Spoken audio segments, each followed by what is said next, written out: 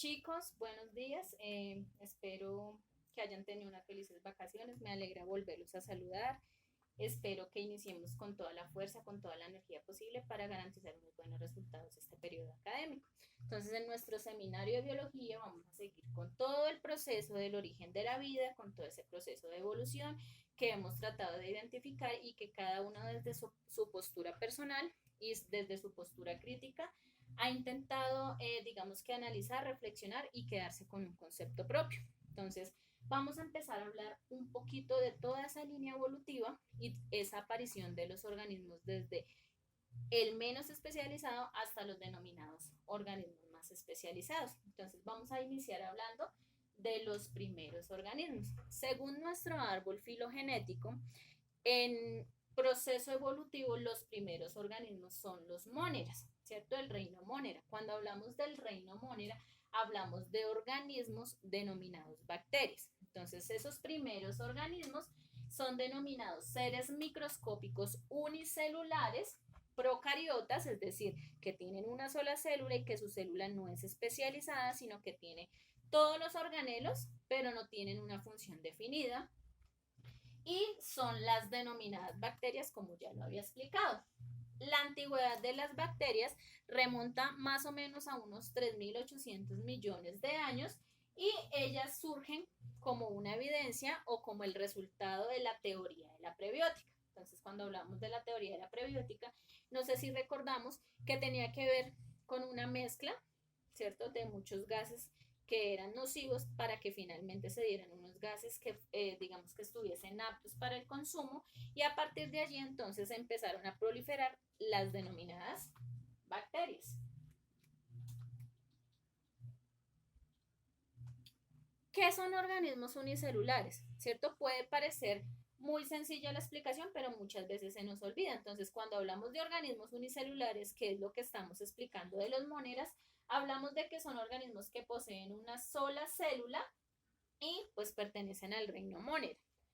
Son seres vivos o son los seres vivos que más abundan en el planeta, ¿cierto? A pesar de que nosotros no los observemos porque son microscópicos, es decir, que solo con el microscopio los podemos observar, ellos son los seres más abundantes y se pueden encontrar en diferentes hábitats, como por ejemplo el suelo, como por ejemplo el aire y como por ejemplo el agua. Entonces, por eso es que es tan importante y por eso muchas veces hemos escuchado que todo lo que nos rodea está lleno de bacterias, solo que no lo vemos. Y por eso es tan importante todo el tiempo que cojamos superficies, lavarnos las manos para evitar que estas bacterias, digamos, que penetren en nuestros organismos y nos logren enfermar.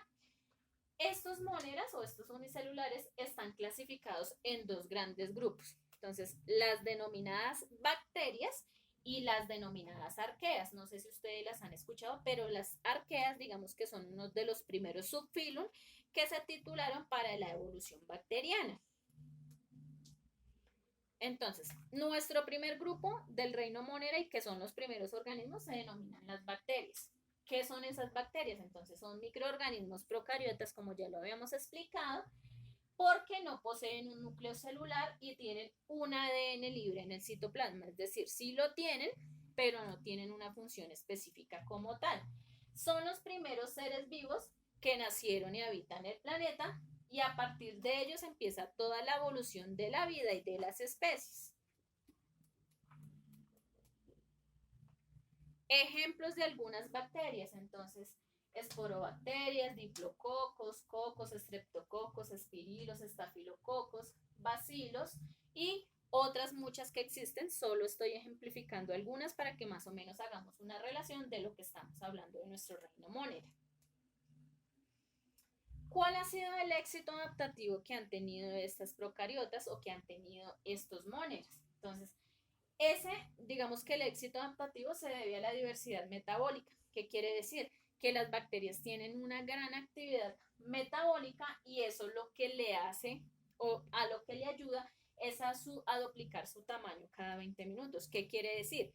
Que las bacterias son uno de los organismos que tienen un ciclo de reproducción muy rápido. Entonces, por ende, esto garantiza que su proliferación sea muy rápida. En términos de ciclos reproductivos y en términos de ciclos vitales, las bacterias se pueden reproducir en horas, incluso en minutos.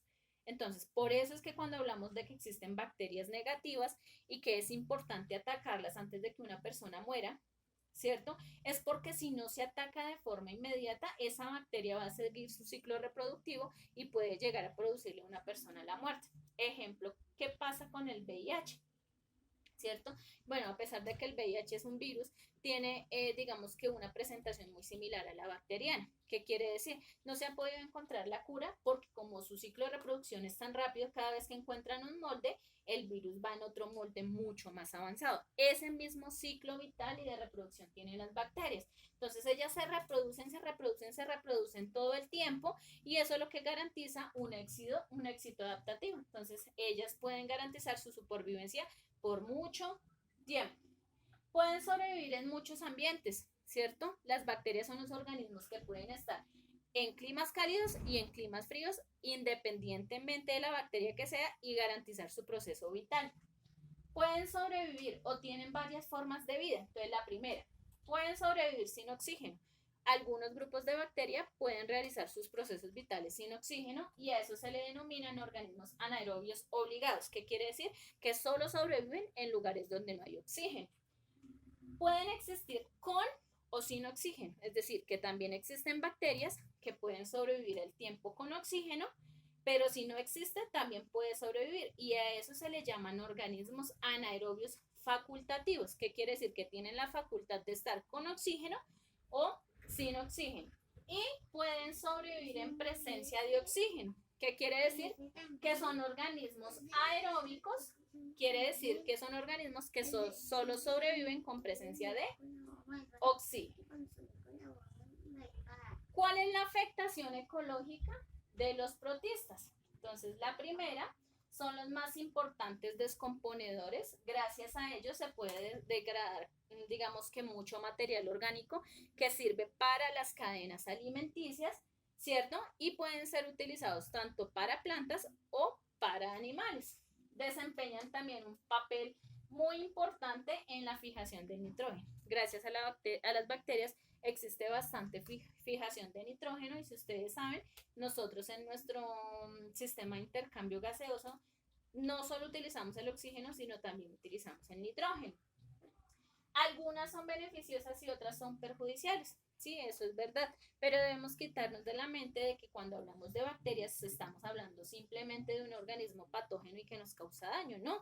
Las bacterias también, digamos que en las bacterias también existen algunas que sirven para efectos positivos, como para la industria, los alimentos. Muchos alimentos como el yogur y los lácteos se realizan a punta de bacterias.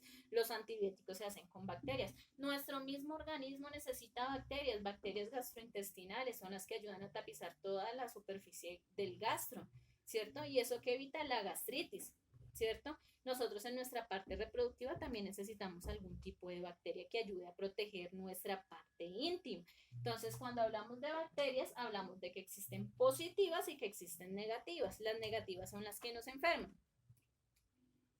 Entonces, bacterias gram positivas y gram negativas en ejemplo, entonces tendríamos positivas estafilococo, pseudomonas, streptococo, bacillus, clostridium, que son las que sirven para la alimentación o para que los órganos de los organismos tengan su función vital.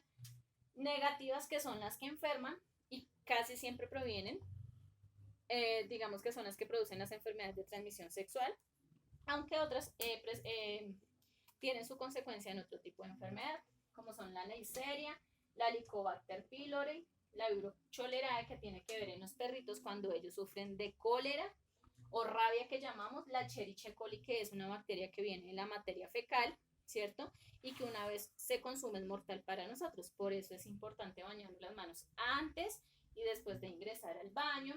Los streptobacillus, el treponema, que también es consecuencia de enfermedad de transmisión sexual, la Helicobacter pylori, que viene de alimentos mal procesados, de aguas contaminadas o también puede ser por efecto genético y lo que hace es degradar todas las estructuras gastrointestinales y del estómago y puede producir cáncer. Segundo grupo son las denominadas arqueas. Entonces, las arqueas, a pesar de que son móneras, ¿cierto? Son diferentes a las bacterias. ¿Por qué son diferentes? Tienen unas estructuras muy similares, unas formas muy similares, pero resulta y pasa que ellos tienen un ADN muy diferente. ¿Listo? Entonces, ellos al tener un ADN diferente, entonces poseen genes diferentes y pueden cambiar muchas de sus funciones. Algunas de las arqueas se pueden observar aquí en la imagen. Vamos a hablar entonces de los tipos y las formas que tienen estas bacterias. Entonces, las primeras formas que podemos encontrar se denominan cocos, como su nombre lo dice. ¿Por qué se denominan cocos? Porque tienen formas esféricas, es decir, redondas, ¿cierto? Y estos cocos se pueden dividir en 4 naturalezas: el diplococo, el tetracoco, el estreptococo y el estafilococo. Entonces yo creo que algunos de ustedes han escuchado estos nombres que son científicos, pero terminan en cocos, ¿cierto? Estos nombres es porque las bacterias tienen formas esféricas. ¿Qué quiere decir? Formas circulares. Entonces, ejemplos de bacterias cocos. Coco se denomina cuando existe solo una esfera, ¿cierto? Diplococo, como su nombre lo dice, di, es porque posee 2 esferas. El diplococo encapsulado tiene 2 esferas, pero tiene una membrana que lo está protegiendo. El estafilococo quiere decir que tiene una forma como unas uvitas, siempre va a tener esta forma triangular. La tétrada quiere decir que tiene 4 cocos, ¿cierto? El estreptococo es una formación de cocos en forma de lombriz. Y la zarcina son muchas agrupaciones de cocos en esa misma bacteria. Entonces, por eso se llaman, o sus nombres científicos son estafilococos, estreptococos, entre otras, porque su forma o morfología tiene que ver con esfera. Bacilos. Cuando hablamos de los bacilos, hablamos de bacterias que tienen forma de bastoncillo, ¿cierto? Entonces podemos observar, pueden ser bastoncillos solos, bastoncillos pegados, unidos, y digamos que estos bastoncillos tienen formas alargadas. Entonces podemos encontrar el cocobacilo, el bacilo, el diplobacilo, el estreptobacilo, el empalizada. Formas helicoidales. Cuando hablamos de formas helicoidales existen 3 tipos: las formas vibrio, las formas espirilo y las formas espiroquetas, ¿cierto? Entonces, las formas vibrio tiene que ver cuando la bacteria tiene una colita denominada flagelo. Hagan de cuenta, vamos a hacer una analogía, aunque no es lo mismo, el espermatozoide, ¿cierto? Entonces el espermatozoide tiene su colita y a esa colita se le denomina flagelo. Esas bacterias vibrio tienen esa misma estructura denominada flagelo que le permite su locomoción, por eso se llaman vibrio, por los flagelos. Bacterias espirilos, ¿cierto? Cuando hablamos de bacterias espirilos es porque hablamos de bacterias que tienen formas como espirilitos, ¿cierto? No son tan enroscaditas, pero ya tienen formas más de espirilo, ¿listo? Entonces por eso se llaman espirilo. Las espiroquetas, entonces, son totalmente con espirilos enroscados. O sea, la forma de las espiroquetas son más enrolladas, los espirilos son un poquito más sueltos y las espiroquetas son mucho más enrolladas. Entonces, ejemplos de cocos, ¿cierto? Esféricos, ejemplos de bacilos, bastoncillos alargados, ¿cierto? Ejemplo de espirilos, de espiroquetas, perdón, y ejemplos de vibriones. Entonces, chicos, la idea de la clase de hoy, pues es, digamos, que empezar a contextualizarnos de toda esa línea evolutiva en ese árbol filogenético. Y en ese orden de ideas, entonces, los primeros organismos que existen son los móneras, ¿cierto? Bacterias, y esas bacterias tienen unas formas, tienen unas clasificaciones que son las que acabamos de ver. Entonces, esos son los primeros organismos que existieron, las bacterias, y a medida que vamos explicando, entonces vamos explicando las evoluciones. Espero entonces, muchachos, que haya sido positiva la explicación. Si tienen dudas, ya saben que nos podemos encontrar de ahora en adelante los días viernes. Muchísimas gracias.